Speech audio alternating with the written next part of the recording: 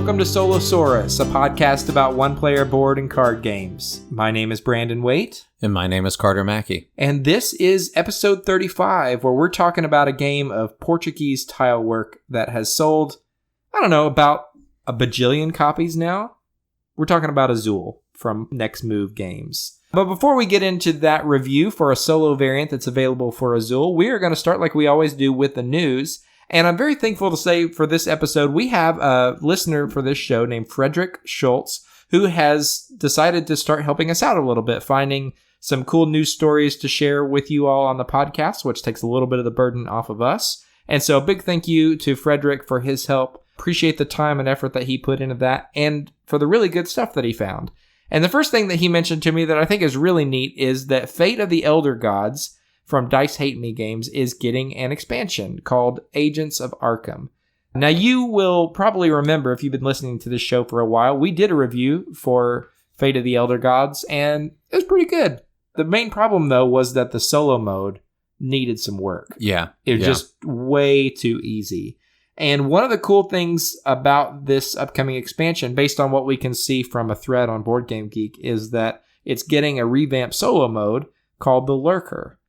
And that's about all I know about the solo mode. But that is enough for me to be interested. Yeah, absolutely. I mean, just the fact that it has a title for the mode, makes it seem more interesting. Yeah, that's promising. Like it's actually real. Yeah, right. Yeah. I don't know. I think it's pretty cool. The Fate of the Elder Gods was a game that surprised me just by how pretty it was and how much fun it was. I really enjoyed it, but the solo mode really just kind of killed it for us. It wasn't bad, just not enough to give it any kind of legs, really. So This is pretty cool. So if you are at all interested in Fate of the Elder Gods or you like Cthulhu stuff, check out the Agents of Arkham expansion, which will be coming to Kickstarter sometime. There's not any kind of definite release date, but just something to be on the lookout for. Our second bit of news for this week is that Madara from Succubus Publishing, the giant dungeon crawl legacy style campaign game, will be getting a second printing on Kickstarter on June 24th, which is coming up. Actually, it's going to be already out by the time this episode goes up. So if you haven't yet checked out Madara, we have a review copy of that and we'll be reviewing it very soon. In fact, it'll probably be our next review. That way you can get enough information to decide whether or not you want to back it on Kickstarter. This Kickstarter will allow you to get your hands on a reprint of the base game, which, folks, is huge. It's so big. I think the package that came to my house weighed 26 pounds. And not the rule book, but the campaign book for this thing is almost 500 pages of content. I mean, it's absolutely enormous. Yes. So much stuff in here. And I will tell you, but ahead of the full review, I really like this game. So if you just want like very brief impressions before you check out the Kickstarter, if you like dungeon crawls at all and you like anime and you're into epic scope, this is very cool and very different from other games. So definitely worth checking out. Hang on for our full review of that. But just want to let you know that game is coming out on June 24th. You can get the reprint and you can get the new expansions, which give you Acts 2 and 3 of the story that is started in the base game.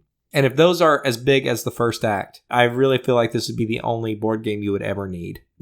Right. I honest to God, can't imagine the person who plays through all of it.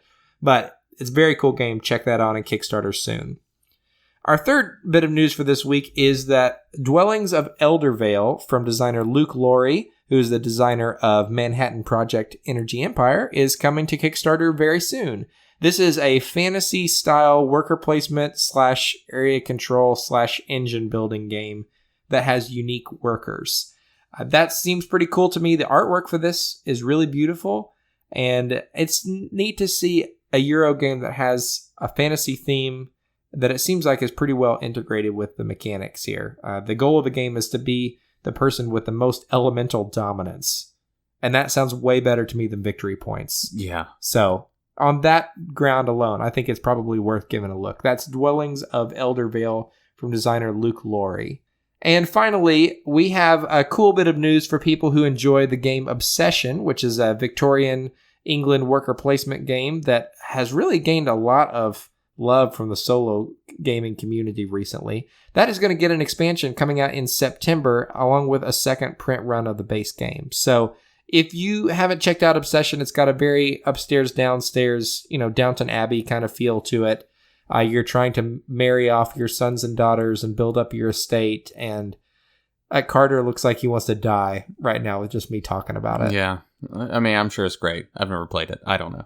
Yeah, the theme isn't super compelling for me, but I know that for a lot of people, it probably is. If you like Jane Austen, you like Downton Abbey, and you want to see more of that in your Euro games, definitely give this one a look, because I think it's the only game out there that I've seen that has this kind of theme on it. So, if you haven't yet, check out Obsession and its new expansion coming to Kickstarter in September. I was just trying to decide if I wanted to throw any shade at the people I went to school with who loved, 19th century, female British authors. Well, I mean, you can't help it. If you want to, this show is a perfect outlet for it. No, we're good. Okay. Well, the English major is done talking now, so we're going to move on from the news section and go to the review, which for this week is for Azul. Azul comes to us from designer Michael Kiesling and publisher Next Move Games. It came out in 2017 and plays 2 to 4 players. One player, if you're using the solo variant, from Ricky Royal, who runs the Box of Delights YouTube channel, who does just a marvelous job creating solo-oriented content.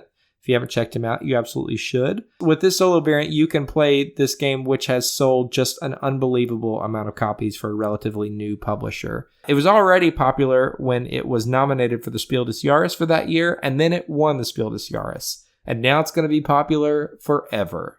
So if you haven't checked it out yet, you should. In the game Azul, players take turns drafting colored tiles from suppliers to their player board. And then later in the round, players are going to score points based on how they place their tiles to decorate their palace. Extra points are going to be scored for specific patterns and completing sets, and wasted supplies are going to harm the player's score. The player with the most points at the end of the game wins. Folks, when I read descriptions for these games, I don't just make them up, I actually pull them off Board Game Geek. That is the description for this game, which gives you an idea of just how much theme there is in this game. It's ostensibly about Portuguese tile work, and yet it is not about that really at all. No, I don't think they were successful based on the specific patterns and tile layouts and stuff. Maybe in the same way that you are in the game. No, probably not. So if you're looking for a thematic experience, this is definitely not the place to turn. But if you're looking for a beautiful game, this knocks it out of the park. Mm-hmm. With chunky resin tiles. Oh my gosh. The coolest thing about this game, and you've probably seen it before if you're listening to the show, but it has this printed bag, drawstring bag, that holds just a whole pile of chunky resin tiles that are the centerpiece of the game, really. Right. The whole game revolves around putting these on your little player board. Ooh, they feel so good. My kids like to come into the room where I keep all of my games, and they frequently ask me to pull this off the shelf just so they can dig their hand around in the bag. Right. And when they're not here, I do the same thing. Right. I think that's the first thing my wife did when I showed her this game. Yeah, there's no shame in it. Right. I've seen a lot of people play this game with Starburst as well. So it's easily upgraded and modified if you want to play it that way. Right, good. Yeah.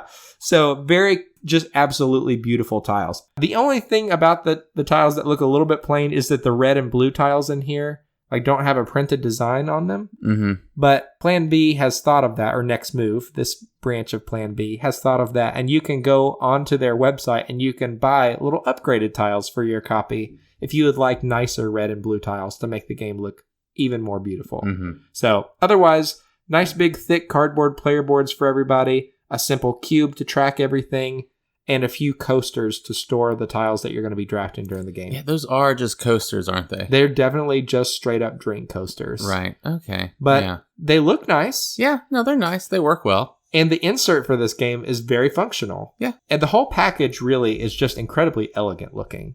It's not a surprise to me that this was nominated for the Spiel des Jahres based on the box design and the components alone. This is the sort of thing that Spiel des Jahres folks go for. But it's nice to say, too, that the components are complemented with an incredibly simple rule set and a really fun game. Yeah. So the rules for this game, this is a family weight game. It took me maybe, 5 minutes to figure out how to play. Yeah, I'm trying to think. Probably longer for me, but that's because someone was trying to talk to me. Oh, yeah. Yeah, that's the worst. Mm-hmm. If you are alone and would like to remain alone and read this rule book, you'll get through it very quickly. Yes. I do think, this does make an excellent family weight game. And the neat thing for me about it is that it works at the family weight level and just a little bit higher because it's a little bit more engaging. But what's nice is that the rule set doesn't have to bear the burden of that little bit of extra heft. The mechanics, the core mechanics are very simple. It's what you do with them that matters. And that's a breed of game that feels like it's dying to me. Yeah. The complexity is driven by rules in most of the games that I play nowadays. And it's really nice to return to one that has a little bit... I mean, I don't want to talk it up too much. It's not a complex game. Right. But it does have a bit you can think about. If you want to drill down a little bit, it has room for that. Right.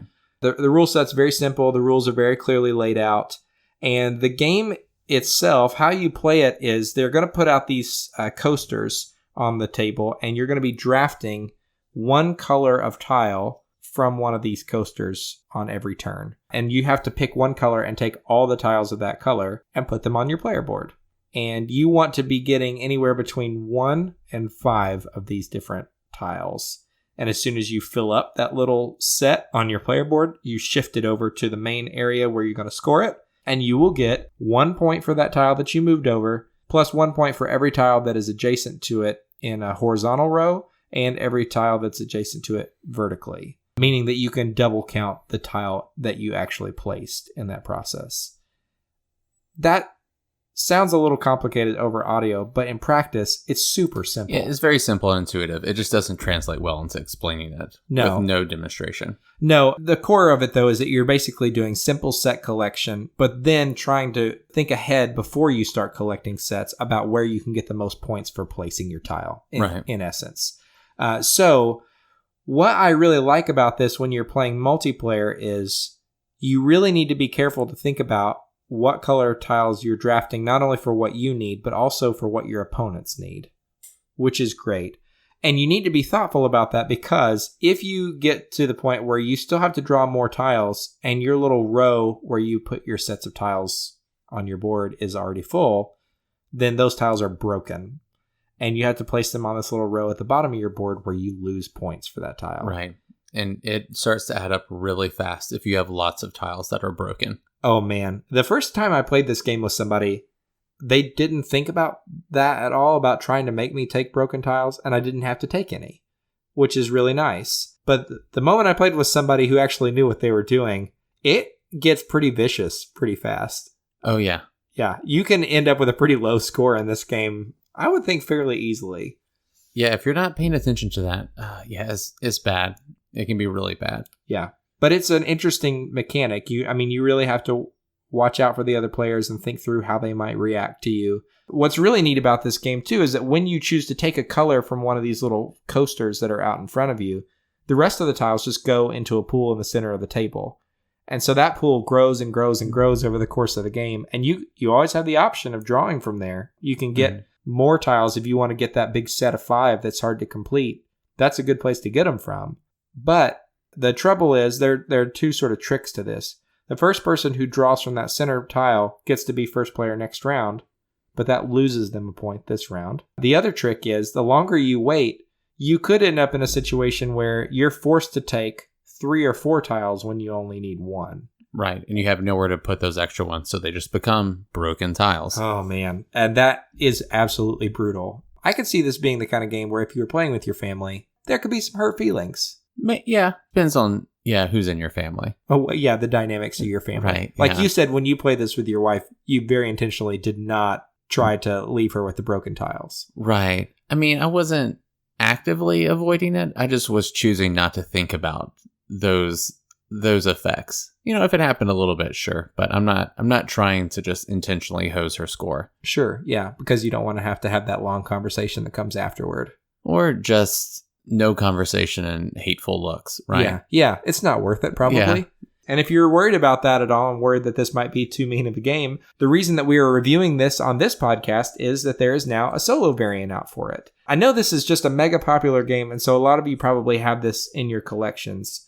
And so I just feel like you should know that this solo mode exists and that it's just been created by Ricky Royal, who is from the Box of Delights podcast. And if I haven't said this on here before, along with the Dice Tower, Ricky Royal is probably the guy who helped me to get into board games the most, especially solo gaming.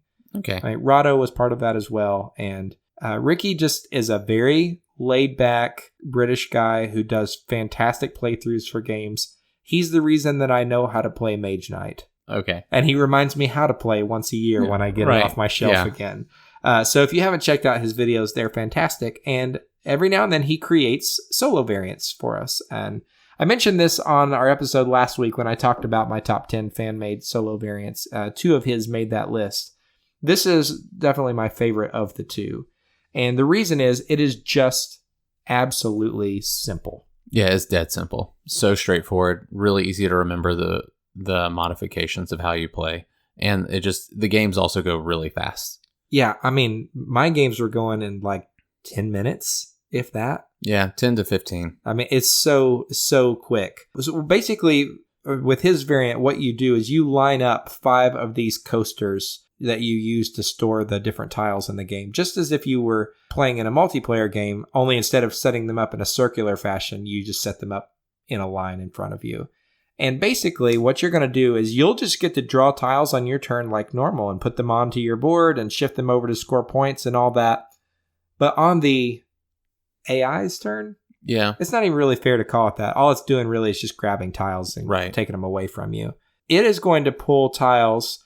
It is going to pull the color of tiles that it has the most on one specific coaster. So if there are 4 red tiles out there and 3 of any other color, it's going to go for those red tiles. Mm-hmm. And if it's tied, it's going to go from left to right down this range of coasters until it finds what it wants. And that's pretty much it, really. Right. But what's great about that is so much of Azul is, I mean, yes, trying to figure out your own board, and it's that basically multiplayer solitaire experience.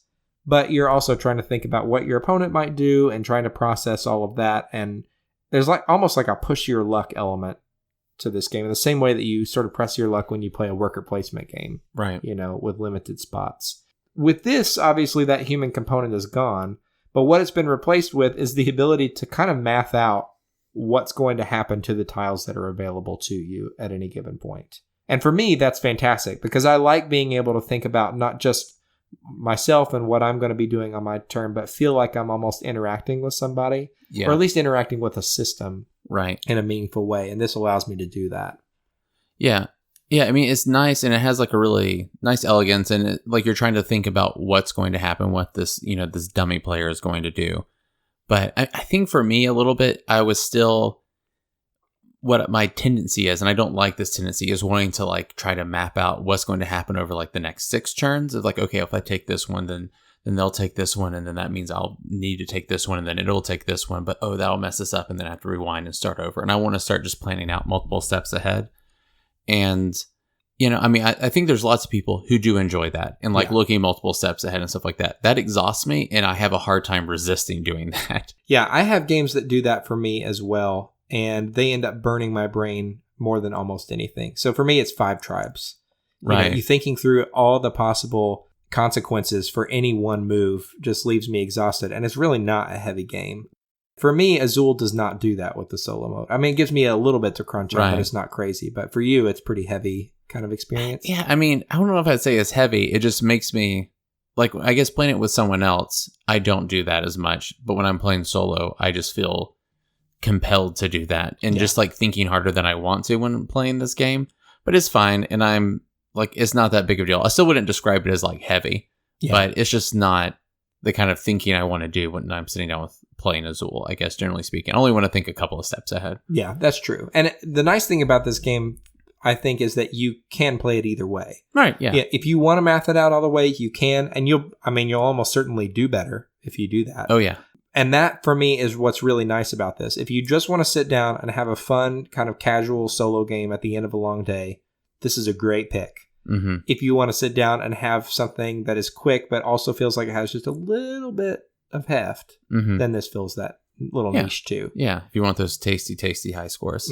Yes. And what's really nice too is that, I mean, you're talking about a paragraph or 2 of rules on the Box of Delights website, if that, right? Yeah. I mean, it was just incredibly brief. Yeah, it's so brief and so simple. Just to read through and then implement immediately. And one of the nice things too is that he says at the end of this rule set, try to beat 85 points. Right. That's a win because it's pretty hard to get up to 85. I haven't done it yet. No, I wasn't ever able to. No, but apparently it may be possible to hit 100. which for me feels just totally out of reach. But I guess beat your own score variants are not really my thing. I would much prefer most of the time to play against an Automa style opponent, have somebody to beat. The thing about those kind of variants, though, is they always come with more rules. There's no way to implement those that don't require just a little bit more upfront work, even just teaching you symbology on a simple deck of Automa cards, right? What you gain from this variant is just no overhead in terms of rules and no extra setup. You can put this out, play it, and put it away in 20 minutes. Yeah. Very easily. And for me, that's what makes me keep pulling this out. I don't know, when I first read the rules, I thought, I'll play this once just to say I've tried it solo, and that's probably going to be it for me. But then I played it 5 times, because it's addictive. Yeah. Almost. I mean, it's got an addictive quality to it. You're just like, I got 80 points this time. I'm so close. I could just play it again. And I mean, it's nothing to set it up and go again. Yeah, it's super easy to set it right back up, to get into it. It's just easy to hit just like a couple of quick games in succession. And I mean, even the very first time I tried to play it solo, it went, I think there was maybe like a 45-second delay in me getting it out and actually starting to play. I mean, it adds no time to even pick up the very first time. Yeah. Well, and so for me, that's what makes this interesting. It's not the sort of game that you would play like all the time.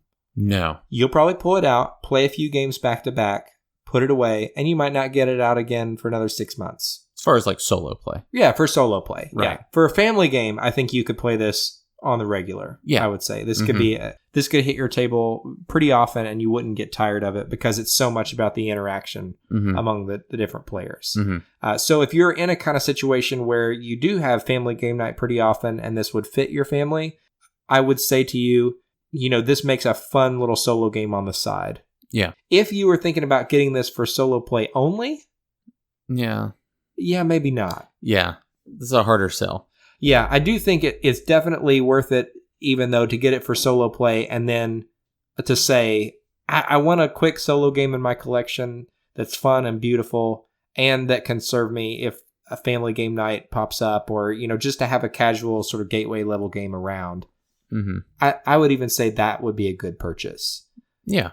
But getting it exclusively for solo play, maybe not. Yeah. I think there would be better just exclusive solo play games that are of this weight. Yeah, I would say that's probably true. But that does not stop me from just saying unreservedly, this is a fantastic game. Yeah, I think it is. And I think the simplicity of the solo rules pair really well with the simplicity of the core rules. Yeah, that's a good way to say it. It definitely, sometimes these games that are family weight get solo rule sets that are unbelievably complex. Right, yeah. And people mean well, but I'm just not going to play that. Right. Realistically, if I look at a game on my shelf and think, I have to muddle through, 10 pages of rules that don't have professional polish. Yeah. Not going to happen. So this is an excellent title. And so this brings us to the point of the review where we just run through very quickly our good, our bad, and our ugly things for this game. For me, the first thing to put in the good column, components. Yeah, top notch. Yeah. All around. The little linen bag also that you put all the tiles in is all so good. Yeah, it feels luxurious. And the MSRP for this game is $39.99. I don't think anybody has ever paid $39.99 for this game except at conventions. I mean, you can find it at your local game shop for a little bit cheaper than that, would be my guess. Yeah. And to me, this is a good deal for that price. Yeah. The components are great, and it feels like it could be a little bit more expensive, and I would still pay for it. So very nice package. The gameplay is just super simple to set up and play. There's almost no setup or teardown for this game. Yeah. Simple rule set, and for me, really solid solo mechanics. Yeah.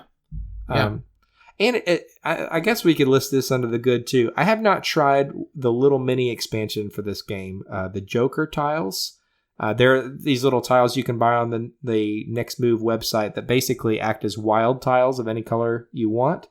But when you use them to fill out your wall, you don't get the special end of game bonus points that you would normally get for getting all the tiles diagonally on your board or totally filling up a column or a row or something like that. So there's a little bit of a trade-off there. I mean, it's a super simple thing to add in. I would imagine it would be very easy to incorporate this into the solo rules. Right. So just knowing that if you ever wanted to spice it up just a little bit, you probably could. Yeah. Yeah. Basically, almost everything about this game is good for me. The only thing I would put in the bad category maybe is that you don't have the kind of hate drafting interaction that you can have in a multiplayer game. Right. It's just a little bit more mathy. Yeah. I guess, instead of like push your luck / social deduction almost. Right. Especially with the dummy player always kind of taking the biggest lot of tiles it can in most situations. So you're not going to get hosed with a ton of tiles of one color. That just like blows out your negative points. Right. So it does change the dynamics of the game a little bit. Right. So you could consider that a bad thing. I almost consider it not a positive thing exactly, but I like that it gives you that little bit of extra to crunch on and to think about on the other player's turn. Mm-hmm.